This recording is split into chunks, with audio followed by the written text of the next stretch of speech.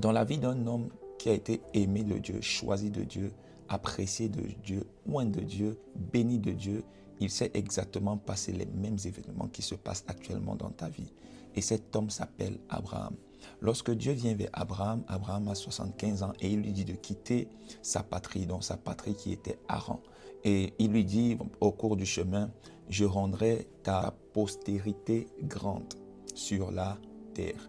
Et quand Abraham reçoit la prophétie, il a 75 ans.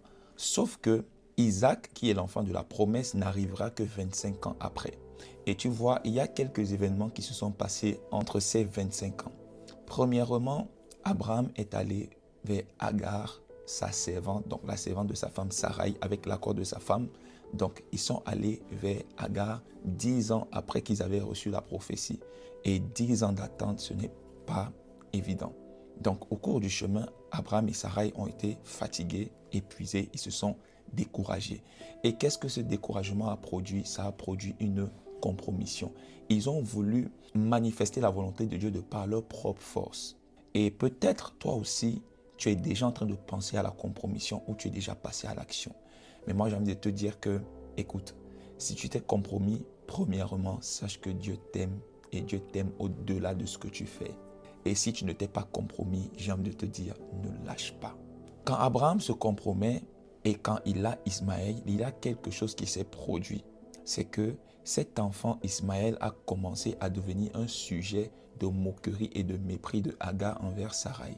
Donc tu vois que leur compromission a commencé à semer comme de la zizanie et de la mésentente dans leur foyer. Et Abraham a dû chasser Agar. Et Isaac arrive, mais 15 ans après la naissance d'Ismaël. Ceci nous apprend plusieurs choses. Premièrement, c'est que ce que Dieu a déclaré, il va l'accomplir. La Bible dit qu'il n'est pas un homme pour mentir, ni le fils de l'homme pour se repentir. Ce qu'il a dit, ne le fera-t-il pas?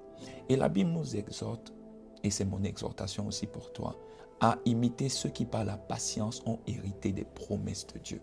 Alors, mon encouragement aujourd'hui, c'est de te dire, ne lâche pas, tiens bon. Ce que Dieu t'a dit en secret, il l'accomplira en public. Le Dieu en qui tu as cru est le même hier, aujourd'hui et éternellement. Le Dieu qui t'a parlé à Haran est celui qui te fera entrer à Canaan. Alors, garde la promesse, garde-la au-dedans de toi. Et si elle tarde, attends-la parce que c'est une prophétie dont le temps est marqué. Elle s'accomplira certainement. Garde la foi et rappelle-toi ceci. Quand tu tournes autour de Jéricho, tu ne tournes pas en rond.